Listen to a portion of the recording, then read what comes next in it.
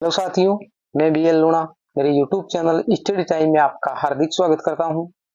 आज हम इस क्लास के अंदर उपसर्ग के बारे में पढ़ेंगे, जो एक शब्द निर्माणकारी शक्ति है। यानी हमारे जो फर्स्ट ग्रेड का सिलेबस है उसके अंदर संधि, समास, उपसर्ग और प्रत्यय ये चार दे रखे हैं। तो संधि, समास, उपसर्ग और प्रत्यय ये चारों ही शब्द निर्माणकारी शक्तियां कहलाती है।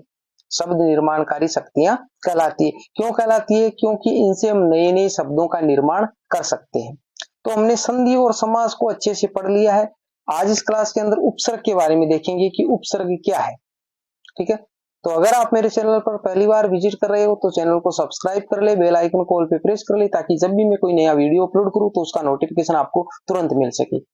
इस प्लेटफॉर्म पर हम संपूर्ण फर्स्ट ग्रेड का कोर्स करेंगे। अभी हमारा व्याकरण चल रहा है, इससे पहले हमने हिंदी साहित्य का इतिहास, गद्य विधाएं, काव्य शास्त्र और जो हमारे जो निबंध है, कहानियां ये जो दे रखी थी, ये सभी सिलेबस के अंदर जो थे हमने कर लिया है। पीछे वाली क्लास अगर आपने नहीं देखी है तो उसके लिए मैंने एक प्लेलिस्ट बनाई है फर्स्ट ग्रेड के नाम से, वहां पर ये सारी वीडियो है, आप जाकर उसको कंटिन्यू वॉच कर सकते हैं। अब देखिए, हम आज बात करते हैं उपसर्ग की। तो उपसर्ग है, उसको इंग्लिश में प्रीफिक्स कहा जाता है। परिभाषा देखिए हम कि उपसर्ग है क्या। वे शब्दांश जो शब्द के प्रारंभ में जुड़कर, तो पहली बात तो यह है कि उपसर्ग है वो एक शब्द नहीं है, ये शब्दांश है। शब्दांश है यानी शब्दों के अंश है। शब्द धन अंश, यानी शब्दों के अंश है, पूरे शब्द नहीं है। तो पहली बात तो यह है कि जो उपसर्ग है वो एक शब्दांश है। प्रारंभ में जुड़कर उसके अर्थ में परिवर्तन कर देते हैं या अर्थ में विशेषता उत्पन्न कर देते हैं, उपसर्ग कहलाते हैं। यानी क्या करते हैं उपसर्ग? उपसर्ग का काम है कि जो भी कोई शब्द हो, उस शब्द के अगर ये जुड़ते हैं तो उस शब्द में या तो उसके अर्थ को परिवर्तन कर देते या फिर उस शब्द में एक विशेषता ला देते, उसमें एक चमत्कार ला देते। तो अब देखिए, हम देखें कि यहां पर लिखा हुआ प्रारंभ। अब जब हम छोटे थे या अभी भी कोई गाइड है जिसके अंदर लिखा हुआ है कि आगे जोड़ना या पीछे जोड़ना, ठीक है, शब्द के आगे जोड़ना या शब्द के पीछे जोड़ना, इस प्रकार लिखे हुए होते तो वो गलत हो जाता है। क्यों हो जाता है इसको हम समझते हैं। एक बार मैं इसको इरेज करता हूं। पहले तो हमारे को ये कॉन्सेप्ट है वो भी अच्छे से समझ में आना जरूरी है, वरना क्वेश्चन है वो गलत हो जाते। अब देखिए, हम जब हिंदी भाषा की बात करें तो हिंदी को हम इधर से प्रारंभ करते हैं। ठीक है, इधर से लिखना प्रारंभ करते हैं, इस प्रकार आगे आगे चलती है। तो अब देखिए, आगे की बात करें तो आगे तो ये रहा, ये आगे है, और ये क्या हो गया, ये पीछे हो गया, ये पीछे हो गया। ठीक है, जिस प्रकार हम हिंदी लिखते हैं। तो अब आगे जोड़ने का मतलब तो है कि उपसर्ग है वो इधर जोड़ेंगे हम, परंतु शब्द जब हम लिखते हैं, ये शब्द है हमारा कोई, तो शब्द के हम यहां जोड़ते हैं, उपसर्ग को हम क्या यहां जोड़ते हैं, इधर नहीं जोड़ते। तो आगे तो ये हो गया, तो ये परिभाषा है जो गलत है। इसको हम कहेंगे शब्द के वे शब्दांश जो शब्द के प्रारंभ में, तो ये तो है कि शब्द ये रहा, ये शब्द है, और शब्द के प्रारंभ, तो प्रारंभ का मतलब यहां से हमने प्रारंभ किया था, तो शब्द के प्रारंभ में जुड़ते। तो ये परिभाषाओं को भी अच्छे से आपको ध्यान में रखना है। शब्द के प्रारंभ में जुड़ते, शब्द के जो प्रारंभ में जुड़ते वो क्या है, उपसर्ग कहलाते। अब उपसर्ग के कुछ यहाँ पर पॉइंट दिए गए। उपसर्ग शब्दांश होते, जो मैंने आपको बता दिया कि पूरे शब्द नहीं होते, ये शब्दांश होते। शब्द के प्रारंभ में जुड़ते हैं, अर्थ में परिवर्तन कर देते और अर्थ में विशेषता उत्पन्न कर देते। ये पॉइंट है, उपसर्गों के ये काम है। यानी उपसर्ग शब्दांश है, प्रारंभ में जुड़ते हैं, परिवर्तन करते हैं, विशेषता उत्पन्न करते हैं।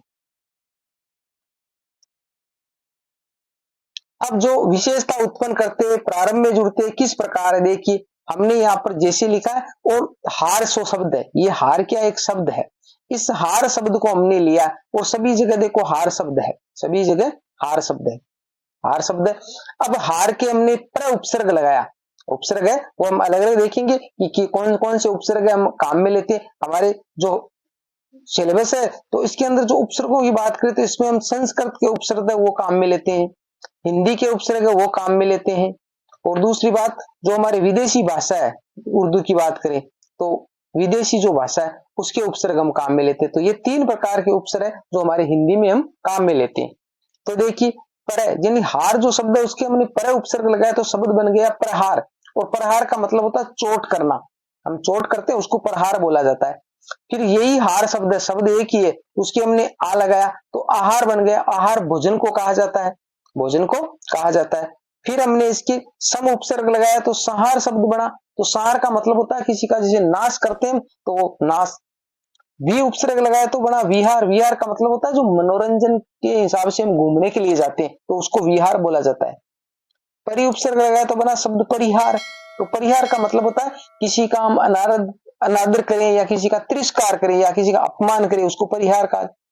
उप उपसर्ग लगाया तो बना उपहार शब्द। तो उपहार का मतलब होता है किसी को हम जो गिफ्ट देते हैं ना, भेंट करते हैं, तो वो उपहार होता है।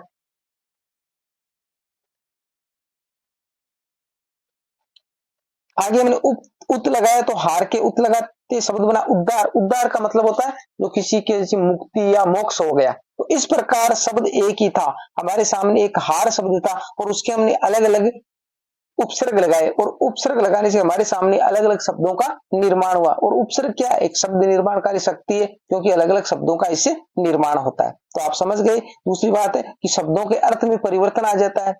ठीक है, आगे देखिए कि हम कौन कौन से उपसर्ग है जो काम में लेते हैं। हिंदी भाषा में निम्न उपसर्गों का प्रयोग होता है। हिंदी भाषा में कौन कौन से उपसर्ग है? संस्कृत के उपसर्ग काम में लेते हैं। 22 उपसर्ग है वो संस्कृत के है। हिंदी के अपने खुद के उपसर्ग है और विदेशी भाषाओं के उपसर्ग है। यानी हम अलग अलग प्रकार के उपसर्ग है जो हम काम में लेते हैं। तो उनमें संस्कृत के, हिंदी के और विदेशी भाषाओं के 3 तरह के उपसर्ग है जो हमारे हिंदी भाषा में हम काम में लेते हैं। अब वो कौन कौन से वो एक बार हम देख लेते हैं। उसके बाद में हम वो उदाहरण देखेंगे जो महत्वपूर्ण उदाहरण है और परीक्षा में हर बार वही क्वेश्चन है वहां से पूछे जाते हैं, क्योंकि पूरे उपसर्ग हमारी गाइडों के अंदर बहुत सारे उपसर्ग दे रखे, तो हमारे को बहुत सारे उपसर्ग नहीं देखने। हमारे को क्या करना है, क्योंकि कितने एक उदाहरण है जिसको हम रटेंगे भाई, कितने एक उदाहरण है जिसको हम रटेंगे। जैसे मान लिया संधि है तो संधि में बहुत सारे उदाहरण है, समास में बहुत सारे उदाहरण है हमारे, क्योंकि जो सारे शब्द निर्माण इसी से हो रहा है तो बहुत सारे शब्द तो होंगे। पर अब किसको किसको हम रटेंगे, रटना नहीं है, सिर्फ हमारे को समझना है। फिर चाहे कैसा भी शब्द है उसमें से हम उपसर्ग को अलग कर लेंगे। तो देखिए संस्कृत के उपसर्गों की बात करें तो संस्कृत के हमारे कितने 22 उपसर्ग है। तो 22 कौन कौन से वो देख लेते। अति है, अधि है, अनु है, अप है और अभी है। तो अति का मतलब होता है अधिक या परे, कोई चीज अधिक हो या परे हो उसके लिए हम काम में लेते हैं। प्रधान या श्रेष्ठ कोई दिखाना हो तो हम अधिक का काम में लेते हैं। पीछे या समान के लिए हम अनु उपसर्ग काम में लेते हैं। बुरा या विपरीत के लिए अप उपसर्ग काम में लेते हैं। और पास या सामने के लिए हम अभी उपसर्ग काम में लेते हैं। तो हमारे को इसके पता भी होना चाहिए कि किसके लिए कौन सा उपसर्ग है वो काम में हम लेंगे। तो अति, अधि, अनु, अप और अभी। आगे देखिए, आगे 6 नंबर औ। जो बुरा या हीन दिखाना हो तो हम औ उपसर्ग काम में लेते। आ का मतलब होता है तक या शे। उत उपसर्ग है वो ऊपर या श्रेष्ठ के लिए काम में लेते। फिर उप है वो पास या सहायक के लिए काम में लेते। दुर कठिन के लिए भी काम में लेते हैं, कोई चीज बुरी हो, विपरीत हो, इनके लिए हम दुर उपसर्ग काम में लेते हैं। दुष्ट, इनके देखो हलंत लगे हुए, ध्यान रखना है। बुरा, विपरीत या कठिन के लिए काम में लेते हैं। इसके बाद में नि उपसर्ग जो बिना या विशेष के लिए। निर उपसर्ग है वो बिना या बाहर के लिए। निस उपसर्ग है वो बिना या बाहर के लिए। पर उपसर्ग आगे या अधिक के लिए। परा उपसर्ग विपरीत, पीछे या अधिक के लिए। परि उपसर्ग है चारों ओर या पास के लिए। इसके बाद में प्रति उपसर्ग है जो प्रत्येक या विपरीत के लिए। वि उपसर्ग है जो विशेष या भिन्न के लिए। सु उपसर्ग है जो अच्छा या सरल के लिए। सम जो उपसर्ग है वो अच्छी तरह या पूर्ण शुद्ध के लिए काम में लेते हैं। और अन उपसर्ग है वो नहीं या बुरा के लिए काम में लेते हैं। तो ये हमारे जो 22 उपसर्ग है वो हमारे संस्कृत के।